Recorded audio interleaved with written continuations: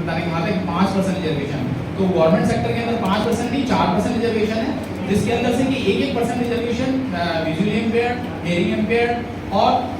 Orthopaedically disable लोगों को है, और 1% जो रिजर्वेशन है वो बाकी जो दो हमारी कैटेगरी हैं जिसको डी और ई कैटेगरी में लिखा है, जिसमें डी कैटेगरी के अंदर autism, intellectual disability, specific learning disability and mental illness, और ई कैटेगरी के अंदर मल्टीपल डिसेबिलिटी आती है इंक्लूडिंग डेफ ब्लाइंड। तो इन लोगों को दोनों कम्युनिटियों को मिलाकर के 1% रिजर्वेशन देने की बात की गई है। तो इस प्रकार से टोटल 4% रिजर्वेशन की बात की गई है। अगर इसमें मनरेगा की बात करूं तो सेक्शन 37 उसमें 5% रिजर्वेशन की बात की गई है कि पर्सन विद डिसेबिलिटी को मनरेगा के अंदर अगर हम 37 आरपीडब्ल्यूडी एक्ट का सेक्शन 37 कहता है कि मनरेगा के अंदर या इस तरह की जो scheme poverty below poverty line के लिए या जो हमारे पिछड़े वर्ग हैं या आर्थिक रूप से पिछड़े वर्ग हैं उन लोगों के लिए जो सरकार विशेष योजनाएं लाएगी उसके अंदर 5% आरक्षण विकलांगजनों को दिया जाएगा या दिव्यांगजनों को दिया जाएगा, उसके लिए है। अब बहुत सारे और अधिकार भी हमारे आरपीडब्ल्यूडी एक्ट में या आरपीडब्ल्यूडी एक्ट 2016 या आरपीडब्ल्यूडी एक्ट 2017 या डीओपीटी और मिनिस्ट्री ऑफ सोशल जस्टिस के माध्यम से दिए गए हैं, जिसके अंदर से मैं विशेष रूप से 3-4 चीजों की तरफ आपका ध्यान दिलाना चाहूंगा, जिसमें इक्वल अपॉर्चुनिटी पॉलिसी की बात की गई है,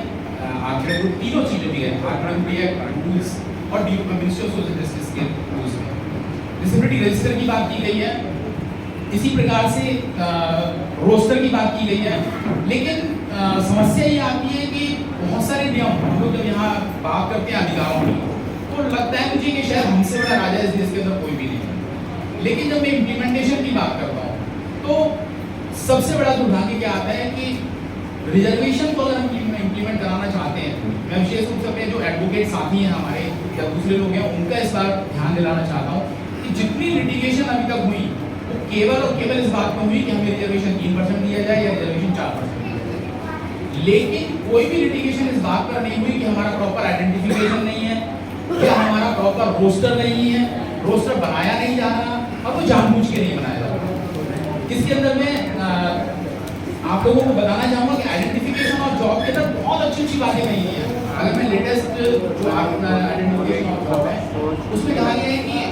अगर कोई पोस्ट लोअर लेवल पे आइडेंटिफाइड है तो उसके हायर लेवल की सारी पोस्टों को आइडेंटिफाइड सूट को मान लिया जाएगा। इसी प्रकार से ये कहा जाता है कि आइडेंटिफिकेशन ऑफ जॉब हम जब करते हैं तो इस बात को ध्यान में रखते हुए करते हैं कि जब नई टेक्नोलॉजी